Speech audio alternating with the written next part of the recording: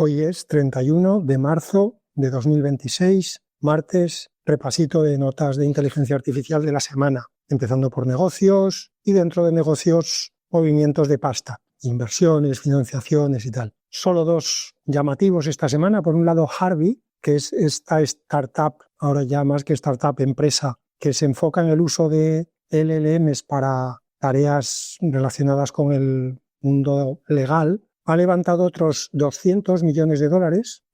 Esto hace que en total, hasta la fecha, ya lleve acumulados 1.000 millones de dólares en financiación, y esto pone a la compañía en una nueva valoración de 11.000 millones de dólares. Casualmente, esta semana leía también, por otro lado, que Harvey ya ha abierto oficina en España y que está empezando a reclutar talento, como se dice ahora, de abogados, de bufetes de abogados pues de primera línea, como por ejemplo Quatre Casas o Pérez Llorca. Así que no solamente han abierto oficinas, sino que parece que van con toda la artillería. La segunda noticia de inversiones de esta semana, que me ha llamado la atención, tiene que ver con una startup coreana, surcoreana, de fabricación, de diseño todavía. Van a empezar a fabricar los de chips. Es una startup que se llama Rebellions, como rebeliones en inglés. Y la noticia relacionada con inversiones es que ha levantado 400 millones de dólares. Eso lo pone en una valoración de casi 2.400 millones de dólares. Y lo interesante de esta empresa es que diseña chips específicamente orientados a la inferencia, no al training,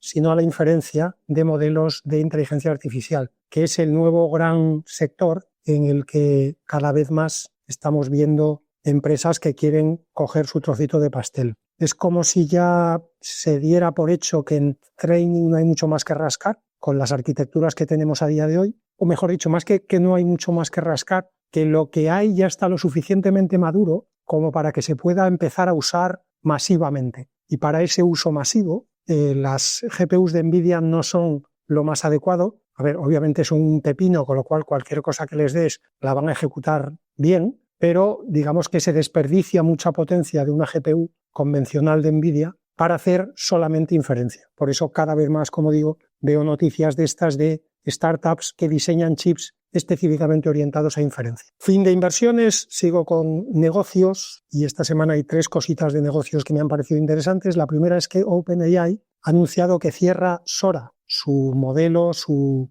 aplicación, tampoco sabía muy bien qué era porque era un poquito de todo, de generación de vídeo. Es una especie de hito, a pesar de que todavía esto sigue siendo muy joven para que se hable de hitos históricos, pero es que realmente cuando salió Sora fue uno de esos momentos en los que yo creo que todos pensamos, madre mía, esto de la inteligencia artificial va en serio. O sea, los primeros vídeos que salieron como demos de Sora, cuando todavía ni siquiera estaba abierto al público, eran espectaculares. Fue un salto adelante, fue pasar prácticamente de 0, que es donde estábamos en generación de vídeo antes, a 100. Los vídeos de Sora eran increíblemente realistas. Pero OpenAI claramente está en un momento de reflexión interna. Yo creo que ellos mismos se han dado cuenta de que estaban intentando jugar a todos los juegos y eso es imposible de mantener en el tiempo. Anthropic les ha ido comiendo un poquito de negocio por el lado de empresas y de programación. Hay otras empresas específicamente orientadas en vídeo, como por ejemplo Runway, que también como mínimo los habían igualado y en algunas cosas incluso los estaban superando. Google con Gemini ha avanzado muchísimo y obviamente tiene muchas más maneras de llegar a los consumidores, con lo cual también les estaba quitando mucho share en el mercado, por decirlo así, de consumo. Así que yo creo que ha habido un momento en el que en OpenAI se han sentado y han dicho no podemos ganar a todo, vamos a intentar elegir en qué queremos ganar. Esto, por otro lado, es un síntoma de que la empresa empieza a madurar. En general, todas las empresas empiezan a madurar cuando se dan cuenta de que lo difícil de dirigir una empresa no es decidir qué vas a hacer, sino decidir qué no vas a hacer. Porque todas las ideas parecen buenas, pero no hay ni dinero, ni recursos, ni tiempo para ponerlas todas en marcha. Así que la gran tarea de cualquier buen directivo, de cualquier buen CEO, de cualquier buen director general, no es tanto decir por dónde va a ir la compañía, sino sobre todo dejarle muy claro a todo el mundo por dónde no va a ir, por dónde no hay que dedicar ni un minuto, ni un euro, ni una persona a desarrollar nada. Yo creo que OpenAI está ahí. Dicho eso, resulta que, tal como anuncian que cancelan Sora, lo cual hace pensar que están en ese proceso de enfocarse, anuncian que el equipo que se estaba dedicando a Sora se va a dedicar a partir de ahora a, abro comillas, World Simulation for Robotics, o sea, simulaciones de mundo para robótica, que era un terreno en el que hasta ahora OpenAI, que yo sepa, no estaba haciendo nada, y en el que se meten de repente. Así que, por un lado, parece que se centran, por otro lado, parece que al amigo Sam Altman le cuesta decidirse, y es normal que le cueste porque es una sensación un poco de vértigo cada vez que decides discontinuar un producto o renunciar a un mercado o salirte de un país, porque la sensación que tiene siempre es ¿y si ahí estaba el negocio? ¿Y si ahí estaba en la próxima, como dicen los americanos, the next big thing? ¿Y si me voy a perder esto? ¿Y si dentro de 2 o 3 años resulta que eso pega un boom y yo me he salido? Entonces sí, efectivamente es un momento muy complicado, pero como se suele decir, para eso te pagan, para tomar decisiones. Por cierto, como efecto secundario, la cancelación de Sora también le cancela, de hecho, a OpenAI un contrato que tenía con Disney por $1.000 millones, porque justamente se suponía que Disney, el principal interés que tenía en OpenAI eran los modelos de vídeo. Este contrato también incluía que se podían usar los personajes de Disney para los vídeos que se generasen en Sora, así que todo eso ahora queda en papel mojado. Supongo que ahora una legión de abogados de las dos partes tendrán que ver cómo finalizan esto, pero Disney se queda sin esa posibilidad de empezar a usar modelos avanzados de vídeo de OpenAI. OpenAI se queda sin los $1.000 millones y los usuarios de Sora se quedan sin los vídeos y sin la posibilidad de usar los personajes de Disney. Siguiente de negocios, una empresa que se llama Intercom, que está especializada en agentes de Customer Service, es una de estas empresas de inteligencia artificial verticales que ya casi desde el principio decidió hizo el ejercicio contrario a OpenAI. Decidió el sector concreto, el dominio concreto en el que quería desarrollar herramientas que utilizaran inteligencia artificial, eligió la atención a clientes de las empresas y desde entonces comercializaba un agente de atención al cliente propio que se llamaba Fin, F-I-N. Este agente, como modelo de trabajo, utilizaba modelos externos, tipo GPT, Claude, el que fuera, no estaban atados a uno en concreto. Bueno, pues Intercom, que ya estaba manejando 2 millones de contactos con clientes al mes, con las diferentes empresas que tienen contratado a este fin y que los manejan a través de cualquier canal, sea voz, teléfono, sea chat, sea email. Pues como digo, lo que Intercom ha anunciado esta semana es que han desarrollado su propio modelo, al que han llamado Apex, A-P-E-X, y que ya han empezado a probarlo como modelo de trabajo en fin. Y en los clientes con los que han empezado a probar este Apex, la tasa de consultas solucionadas por el agente Fin ha subido del 68% al 75%. Estos 7 puntos de mejora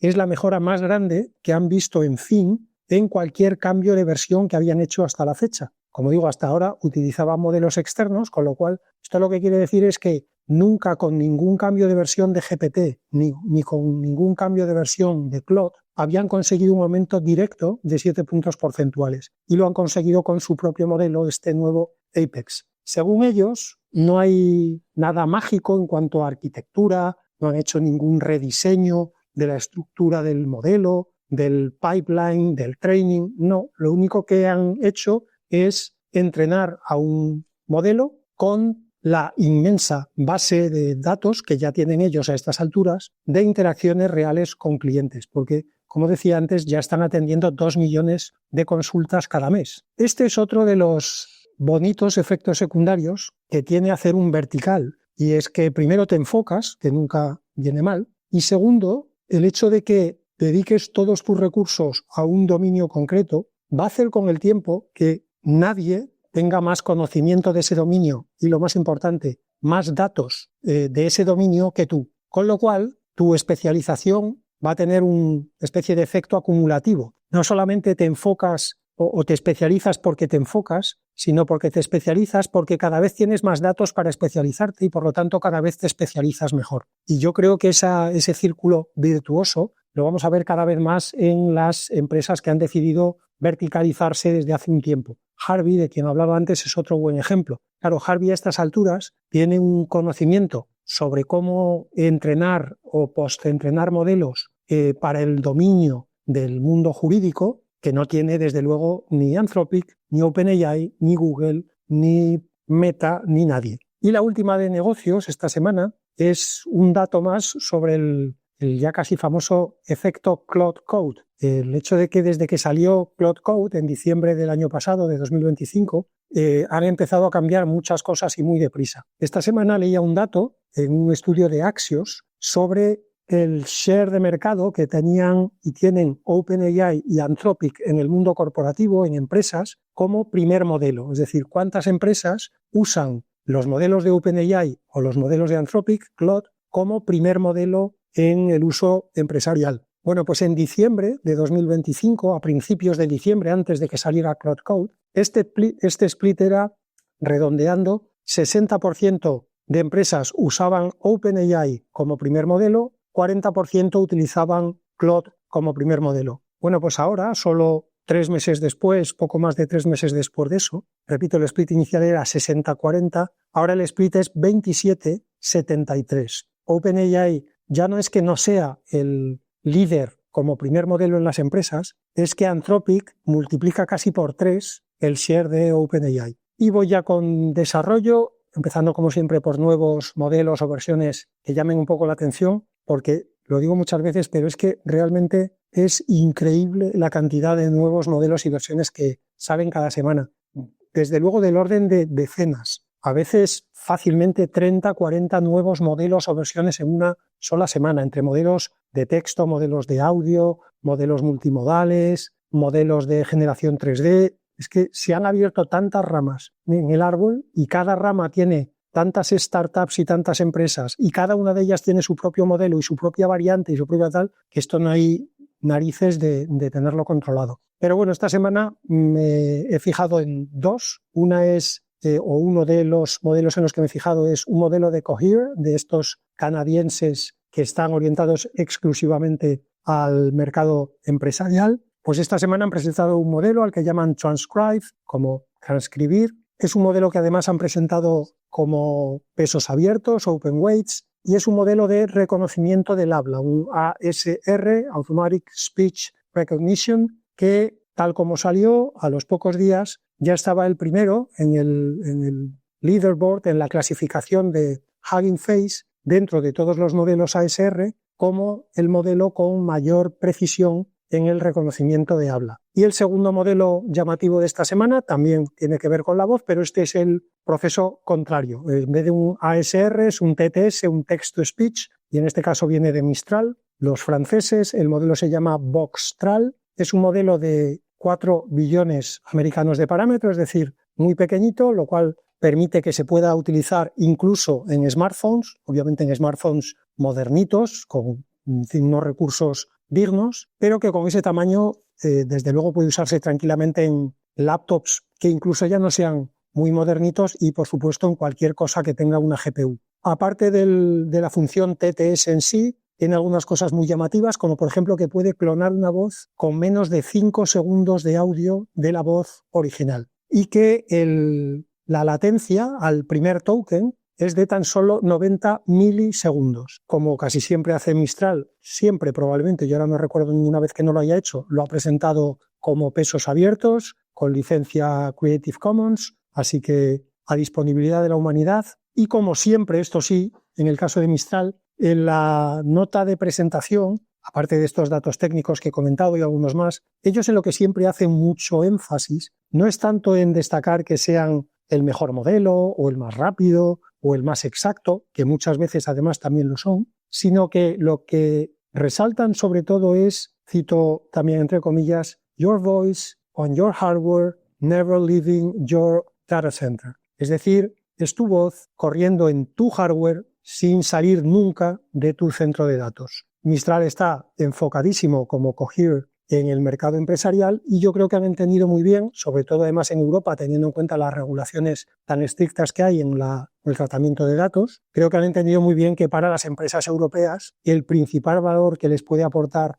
un modelo o una empresa de modelos de inteligencia artificial generativa es que como mínimo no te van a dar problemas legales ni problemas de reputación. Idealmente además te van a ayudar pero como mínimo no te van a meter en ningún problema de seguridad, de compliance. Por ese lado puedes estar tranquilo. Las noticias de desarrollo en sí, esta semana Yann LeCun ha presentado un nuevo paper junto con más investigadores con un avance interesante para su arquitectura GEPA, la de Joint Embedding Predictive Architecture, que es la arquitectura con la que o sobre la que está desarrollando su proyecto para construir modelos de mundo, los famosos World Models. Con este avance que presentan en el paper, lo que presentan también es una nueva arquitectura para esos World Models a la que llaman, atención a todos los fans de Pulp Fiction, le llaman le World Model. A mí esto en cuanto lo he leído me ha recordado la escena esta de Pulp Fiction, cuando le pregunta el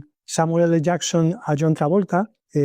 Travolta le está contando que ha estado haciendo unos trabajitos en Europa y Samuel L. Jackson le pregunta, oye, ¿cómo le llaman en Francia al Big Mac? Y Travolta le dice, el Big Mac se llama igual en todos los sitios, la única diferencia es que en Francia le llaman le Big Mac. Bueno, pues Yann LeCun, igual en un guiño a Pulp Fiction, ha decidido llamarle a este nuevo World Model le World Model. A ver, vamos al turrón. En este paper, el problema al que se enfrentan, el problema que quieren atacar, es que hasta ahora en la arquitectura GEPA, durante el training, que es un tipo de training lo que se llama self-supervised, es decir, sin etiquetas, el modelo siempre tenía una manera de optimizar la función de pérdida en el training, colapsando, utilizando la jerga del sector, a soluciones triviales. ¿Qué quiere decir esto? Y cuando digo que tenía una manera de optimizar colapsando soluciones triviales, no lo digo como una posibilidad teórica, quiero decir que un problema que se da con frecuencia, o que se daba, esperemos hasta ahora,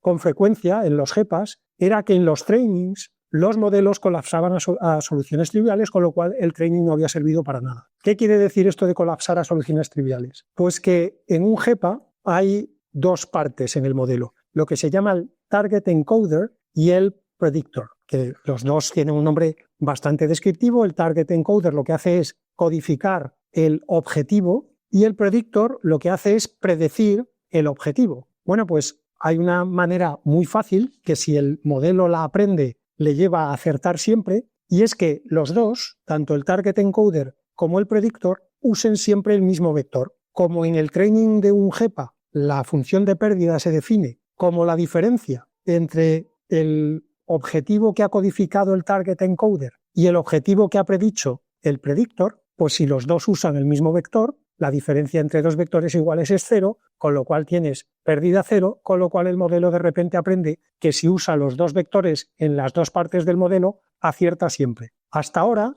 lo que se había hecho para evitar esto, que como digo no era un supuesto teórico, sino que sucedía con frecuencia, pues lo que se había hecho era montar una serie de sistemas alrededor del GEPA para evitar precisamente eso, para evitar que el modelo aprendiera a usar el mismo vector en las dos partes de la arquitectura. Pero eso estaba haciendo que la arquitectura se complicara cada vez más, porque era una especie de, le ponías un parche, el modelo aprendía a rodear el parche, entonces le tenías que poner otro, con lo cual estábamos, si no recuerdo mal de algunos otros papers que he leído en su momento, yo creo que andábamos ya como por 5 o 6 frameworks, harnesses, scaffoldings, ya sabéis que ahora la palabra todavía está por ahí flotando, por decirlo así, ñapas o parches que se le habían tenido que poner al GEPA para que en el training no colapsara a esas soluciones triviales. Bueno, pues en este paper encuentran una solución al problema y como casi siempre que una solución es brillante es porque es simple. Lo que hacen es forzar por diseño a que el espacio latente, es decir, no el espacio de los píxeles propio, un modelo de mundo, lo que hace es observar el mundo y predecir el siguiente estado del mundo. Entonces, el espacio no de los píxeles que le vienen de la imagen, sino el espacio latente, el espacio en el que de hecho se supone que en algún momento dado el GEPA tiene que aprender a razonar sobre el mundo, sobre lo que ve, pues se fuerza a que la distribución de ese espacio latente sea una distribución gaussiana isotrópica. ¿Y qué quiere decir esto? Traducido al lenguaje de la España que madruga, pues que como fuerza a que la distribución sea gaussiana, eso quiere decir que fuerza a que la distribución tenga la máxima entropía, porque esto ya lo sabemos de hace tiempo, de la teoría de la información, que cuando tienes una distribución continua, como por ejemplo los números reales, la distribución gaussiana es la que tiene la máxima entropía. Y por otro lado, como la distribución tiene que ser gaussiana isotrópica, el hecho de que tenga que ser isotrópica quiere decir que tiene que usar todas las direcciones del espacio hiperdimensional, del espacio latente, sin colapsar en ningún subespacio. Porque si colapsara en algún subespacio, entonces la distribución ya no sería isotrópica, no estaría distribuida igualmente en todas las direcciones. Lo que hacen en el paper, por lo tanto, es simplemente crear una herramienta a la que llaman SIGREG, S-I-G mayúscula R-E-G, que simplemente añade una penalización a la función de pérdida cuando el modelo se aparta de una distribución gaussiana isotrópica pura. Es importante, no le prohíbe no tener una distribución que no sea isotrópica y gaussiana, lo que hace es penalizarlo, es decir, el modelo tiene que haber encontrado una, hablando en términos humanos, muy buena razón para apartarse de una distribución gaussiana isotrópica pura. Y eso hace que el modelo nunca llegue a poder, digamos, dar el rodeo que daba antes, porque ahora para dar ese rodeo se tiene que apartar tanto de la distribución isotrópica gaussiana que la función de pérdida empieza a crecer desmesuradamente y por lo tanto el modelo aprende rápido que ese camino no es el adecuado, vuelve a la distribución isotrópica gaussiana e intenta otra manera de minimizar la función de pérdida. Esta solución, aparte de ser muy elegante, simplifica mucho la arquitectura en sí, porque como decía antes, de tener, pues no sé si estábamos, como decía, en 5 o 6 elementos ya que se le habían añadido al GEPA para evitar este problema, pues de repente ahora solo necesitamos este SIGREG con la limitación de que la distribución sea gaussiana e isotrópica, es decir, le ponemos solo 2 limitaciones, 2 controles al sistema en lugar de los 5 o 6 que teníamos hasta ahora. De esta manera, en el paper, las cifras que dan es que en el training que hicieron usando este SIGREG, consiguieron terminarlo, el training digo, 48 veces más rápido que utilizando las soluciones que existían hasta ahora, con un modelo de 15 millones de parámetros, porque como era para un paper, tampoco se trataba de entrenar a un modelo de 200 billones de parámetros que probablemente habrían tenido que empeñar la casa con piscina de Yann LeCun y igual le venía un poco mal. El siguiente paper es de Meta, que llevaba mucho tiempo sin sacar nada relevante, entonces cuando vi que tenía un paper que estaba generando un poquito de conversación por ahí, pensé que era un buen momento de ponerse al día de qué está pasando en Meta. Y resulta que está pasando algo además muy interesante, porque en este paper Meta lo que hace es darle otra vuelta de tuerca a los o a las DGMs, las Darwin-Gödel Machines, de las que hablé aquí ya en su día. Son una idea de Sakana, de los japoneses, de Sakana AI, y en su día me pareció una idea muy chula, muy, no solamente porque la idea lo es en sí, sino por los guiños tanto a Darwin como a Gödel, que son 2 de los grandes de la historia. Y como digo, Meta lo que ha hecho ahora es darle una vuelta de tuerca más. ¿En qué consiste esa vuelta de tuerca? A ver, las DGM originales lo que tenían era un agente que escribía código y lo que hacía era probar diferentes mutaciones, por decirlo así, de ahí el nombre de Darwin, probaba diferentes mutaciones de sí mismo, de tal manera que cuando una de esas mutaciones, una de esas variantes, escribía código mejor, lo que hacía era utilizar esa variante para reescribirse a sí mismo. Es decir, imaginemos un agente que lo que hace es diseñar herramientas para escribir código, hagamos la analogía con lenguajes. Imaginemos un agente que lo que hace es diseñar lenguajes de programación y crea un montón de lenguajes de programación diferentes con pequeñas variaciones. Coge, por ejemplo, Python, iba a decir JavaScript, pero estamos hablando de lenguajes de programación, no del cubo de basura que está al lado del contenedor del plástico. Pero bueno, imaginemos C o Python, aunque Python, a mí esto de que la sintaxis el formato forme parte de la sintaxis es una cosa con la que estoy muy en contra, pero a estas alturas es una batalla perdida. Coges un lenguaje que ya existe y coges una DGM que le haga pequeñas variaciones al lenguaje y que ejecute código con cada una de las variaciones para ver cuál de ellas escribe código mejor, escribe un código más eficiente.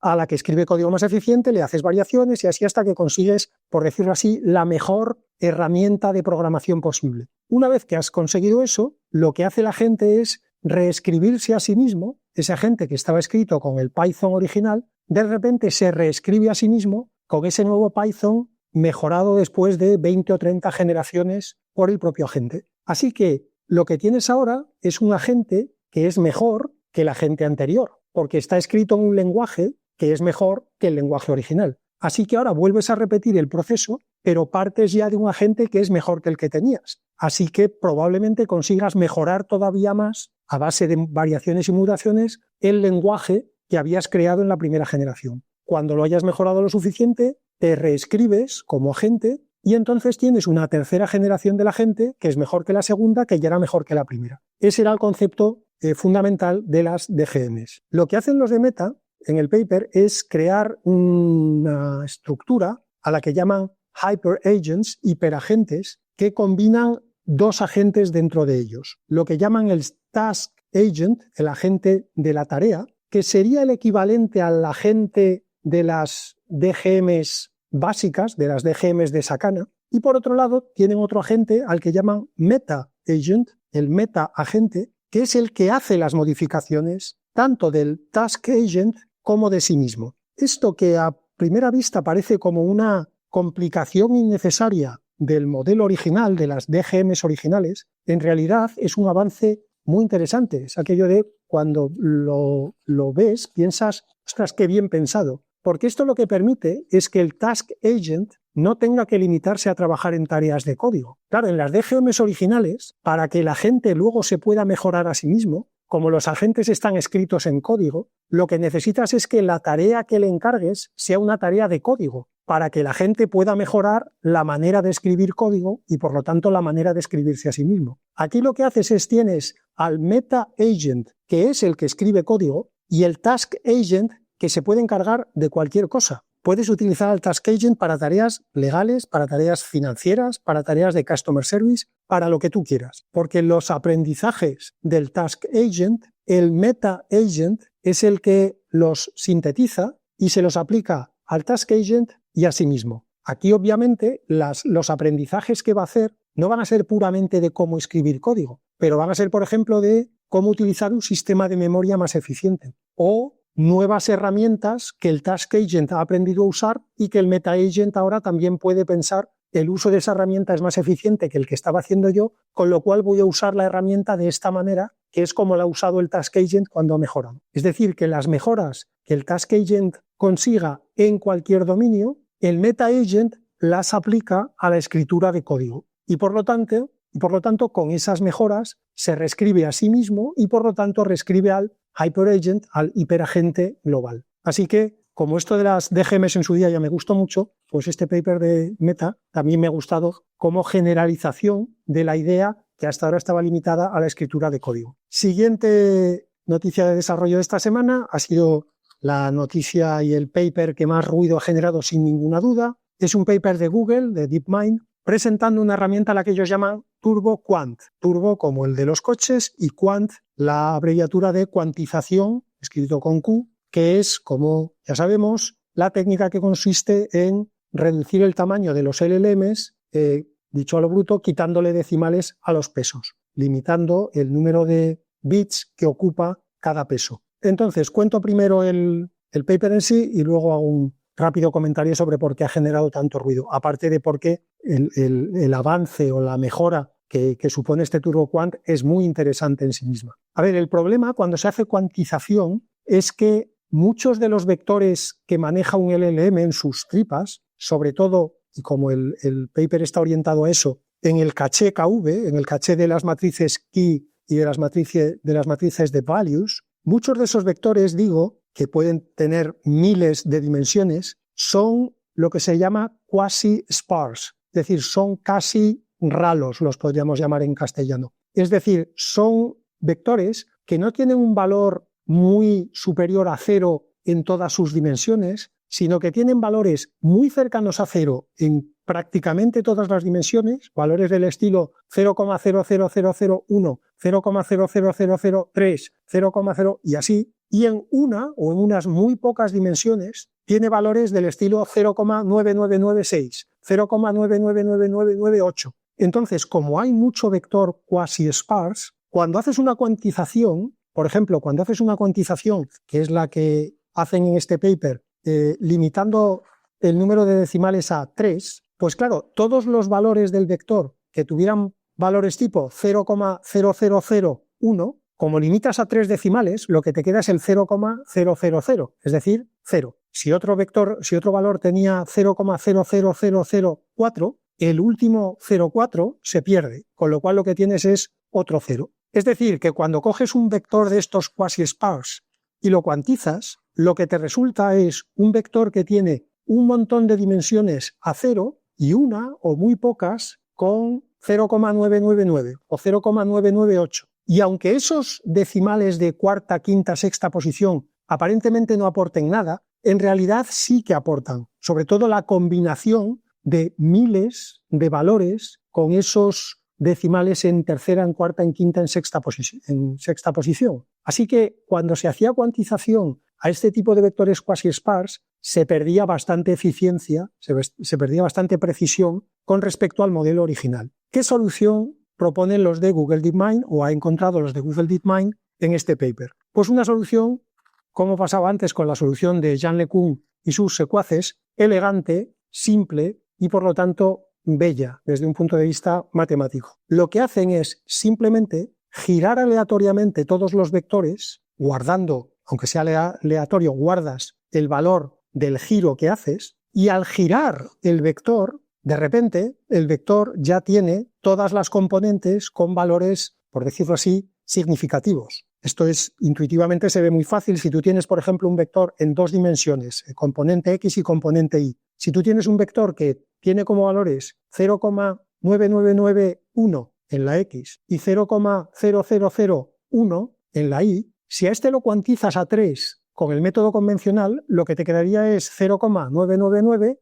en la X y 0 en la Y. Te perderías el 1 que está en la cuarta dimensión, en la cuarta posición. Pero si, por ejemplo, giras 30 grados este vector, lo que ya tienes son componentes en las 2 dimensiones. Además, en 2 dimensiones se ve muy fácil visualmente. El vector con las componentes que he dicho es un vector que está prácticamente sobre el eje X. Sin embargo, cuando lo giras 30 grados, lo que estás haciendo es levantarlo hacia arriba. De repente, ya tienes una componente notable en el eje Y. Pues haciendo los cálculos rápidos, creo que me salía que el vector girado 30 grados se convierte en 0.865, 0.499. De repente, cuando cuantizas, ya no te pierdes los valores de ninguna dimensión porque ninguno de los dos valores está cerca de 0. Además de eso, en el paper lo que hacen es, una vez que lo has girado, lo cambias de coordenadas cartesianas a coordenadas polares, pero esto ya es entrar más en las tripas de por qué sí, por qué no, pero simplemente con este truco de girar el modelo y guardar el giro para después deshacerlo, lo que tienes es que todas las operaciones que vayas a hacer a partir de ese momento con el vector, incluso cuantizado, mantienes valores en todas las dimensiones. ¿Y cuál es la gran aportación entonces del paper al uso real de un LLM? Pues que de repente ya se pueden hacer cuantizaciones, vamos a decir heavies, vamos a hacer cuantizaciones duritas, porque cuantizar, limitando por ejemplo a solo 3 decimales, es una cuantización bastante gorda. Puedes hacer ese tipo de cuantizaciones con 0 pérdida de precisión y recoger todas las ventajas que ya sabemos que da la cuantización, que es bajar radicalmente la cantidad de memoria necesaria para almacenar el modelo y aumentas un montón la velocidad de inferencia porque tienes que usar números más pequeños. En el caso concreto de los 3 bits, aplicando este TurboQuant a un modelo en la compresión, exclusivamente la compresión del caché KV, consigues alrededor de 6 veces de reducción de memoria y alrededor de 8 veces de aumento en la velocidad de inferencia utilizando una H100 de NVIDIA. Y lo mejor de todo es que esto lo puedes hacer sin tener que reentrenar al modelo, sin necesidad de hacerle un post-training, sin necesidad de nada. Tú coges un modelo que ya esté hecho, le cuantizas con las técnicas de TurboQuant el caché KV a 3 decimales y a partir de ese momento tienes un modelo, como digo, 6 veces más pequeño y 8 veces más rápido, sin pérdida de precisión. ¿De dónde ha venido el ruido añadido? Pues de que este paper, para empezar, se presentó el año pasado, se presentó a mediados del año pasado, ha vuelto a salir ahora porque Google quería llevarlo a una especie de conferencia de investigadores y tal que hay pronto, y como lo presentó para la conferencia, entonces pues hubo gente que cuando lo sacaron en su día se le debió de pasar y ahora lo ha visto Y algunos de los que lo han visto son precisamente unos de un laboratorio, de una startup que se llama RabbitQ, que dicen que ellos fueron los que les dieron a Google no tanto la idea como ya la ejecución de este sistema de rotación de vectores con cambio a coordenadas polares. Y que de hecho ellos tienen por lo visto emails de intercambio con los de DeepMind hablando de este sistema y proponiéndoselo y trabajando con ellos. Sí que de repente ha quedado todo como un poco raro, porque es como, ¿por qué Google saca ahora un paper de hace más de medio año? Resulta que además ese paper lo hicieron con otros y no mencionan a esos otros. Los otros ahora, con razón obviamente, se han enfadado y han hecho como mucho ruido por ahí por donde han podido. Así que la ventaja, el avance que Google traía con este paper y que sigue siendo real, pues de repente ha quedado un poco deslucido desde el punto de vista de, en fin, la ética científica, por decirlo así. Pero bueno, esto es un poquito salseo. El hecho en sí es que de repente tenemos un sistema que permite hacer cuantizaciones, por decirlo así, extremas sin pérdida de eficiencia, y eso es un salto adelante brutal. Tan brutal que no solo por esto, pero también ha ayudado. Resulta que esta semana ha empezado a bajar el precio de la memoria RAM, que llevaba subiendo como si no hubiera mañana durante los últimos 6 meses. Y las acciones de las empresas fabricantes de memoria han caído esta semana entre un 1 y un 3%. Como digo, no solo por esto, pero también se ha citado TurboQuant en algunos de los informes de análisis de por qué están cayendo las empresas de fabricación de memoria. Y la última que tengo de desarrollo esta semana es más que un paper, una presentación en sociedad que han hecho un grupo de investigadores de varias instituciones asiáticas, básicamente de Tokio, Beijing, Shanghái, China y Japón. ¿Vale? Shenzhen, Tsinghua, estoy viendo aquí, son todas chinas salvo Tokio. Bueno, pues lo que han presentado es un dataset para el entrenamiento de World Models. Estará contento Yann LeCun, que aquí tiene otro dataset para sus chicos. Y lo interesante de este World Model es que incluye acciones y estados. ¿Y por qué esto es interesante? Pues porque normalmente los World Models se entrenan con vídeos en los que el World Model tiene que intentar predecir frames, basándose obviamente en las frames anteriores. Esto, como decía antes, es lo que hace que el modelo tenga en algún momento que traducir píxeles a esos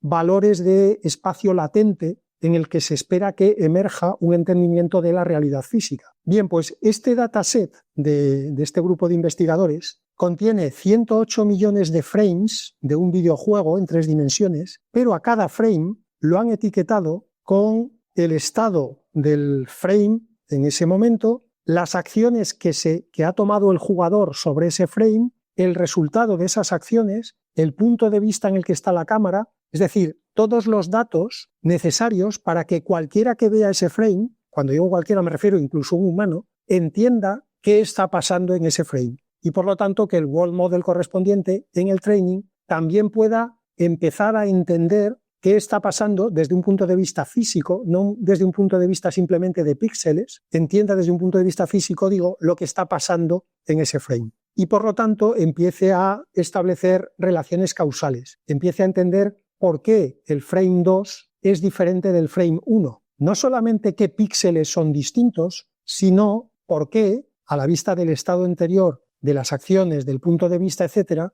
por qué esos píxeles son diferentes de los que había en el frame anterior. Y termino con las pildoritas de rigor. La ARC Prize Foundation, que dicho así parece que sean nuevos, pero no, estos son los que hacen los benchmarks ARC-AGI, que hasta ahora habían hecho el ARC-AGI original, luego habían hecho el ARC-AGI 2, que es con el que estábamos hasta ahora, pues esta semana han presentado el ARC-AGI 3, que es una nueva versión en la que, según nos dicen los del ARC Prize Foundation, los humanos pueden resolver el 100% de las tareas a la primera, pero los modelos más top que tenemos a día de hoy, supongo que se refieren a las últimas versiones de GPT y de Claude, ni siquiera consiguen resolver el 1% de las tareas del benchmark. Entonces, 2 comentarios sobre este anuncio de la ARC Prize Foundation. El primero es que cuando ellos dicen que este nuevo ARC-AGI 3 contiene una serie de tareas que los humanos pueden resolver al 100%, mi pregunta, como siempre, es ¿qué humanos? Porque estoy seguro, sin haber visto las tareas, que yo encuentro ahora mismo, en un minuto, haciendo memoria,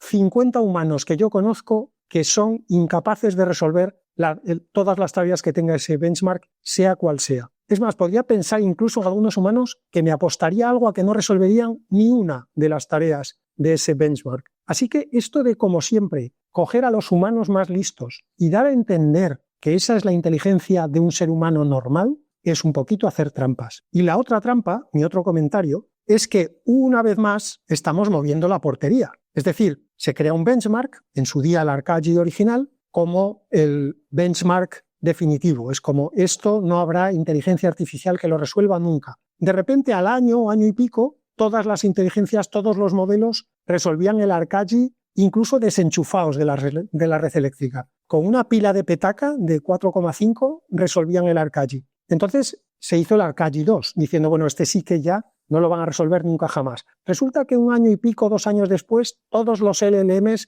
dan puntuaciones del 80% en el Arcaggi 2. Entonces ahora hacemos el Arcaggi 3. Así que esto de andar moviendo la portería todo el rato también es un poquito hacer trampa, como lo de poner como referencia de inteligencia humana la inteligencia de un doctor en física con un máster en criptografía cuántica. Pero como esto va a seguir siendo así, yo lo veo, para consolarme, por el otro lado, que es, no llevamos ni 5 años con el boom, digamos, de la inteligencia artificial generativa, llevamos como 4 años escasos, y estos del Arcaggi ya han tenido que sacar 3 versiones diferentes de su benchmark, supuestamente inalcanzable para un modelo de inteligencia artificial generativa, así que igual lo que tienen que hacer ya en el ARC Prize Foundation es dar por hecho que cada año, yo propongo que lo hagan por ejemplo en Navidad a modo de regalo, saquen una nueva versión del benchmark y así dentro de 20 años tendremos el Arcaggi 20 que lo sacará nuevamente diciendo este sí que seguro que ninguna inteligencia artificial lo alcanza. Pues venga, buena suerte. Siguiente pildorita,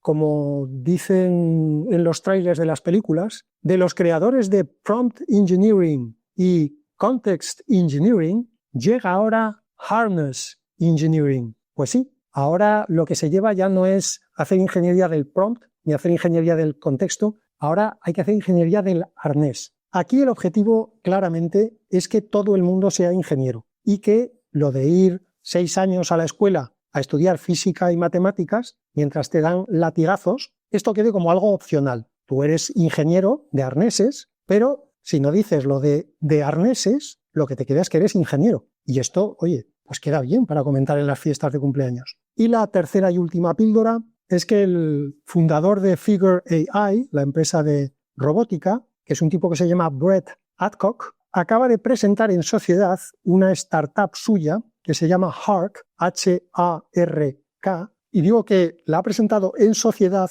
porque la startup en sí, nos acabamos de enterar ahora de que ya llevaba 8 meses funcionando con $100 millones que había puesto el propio Adcock de su bolsillo, lo cual, como mínimo, dice bastante de la fe que él tiene en esta startup. Y que el objetivo de esta startup, nos enteramos también ahora, aunque ellos ya llevaban 8 meses trabajando en él, es crear, abro comillas, un nuevo interface para la AGI, la famosa inteligencia artificial general. Y que, por lo tanto, lo que van a hacer en esta startup es crear algún tipo de aparato, algún tipo de, como dicen ellos, dedicated hardware, que sea la manera de acceder a la inteligencia artificial y que se supone, por lo tanto, que no será ni un micrófono, ni un teclado, ni una pantalla, o a lo mejor sí, a lo mejor una de esas cosas, pero con más. Total, que esto viene a ver también con ese proyecto del que hace mucho tiempo que no sabemos nada de OpenAI, cuando fichó al Johnny Ive, el gran diseñador gurú de Apple, para que también diseñara algún tipo de dispositivo de comunicación con la inteligencia artificial. De los de OpenAI no hemos sabido nada desde entonces, pero ahora lo que sabemos es que como mínimo ya tienen un competidor y es esta nueva startup llamada Hark. Eso ha sido todo por hoy, hasta cuando sea.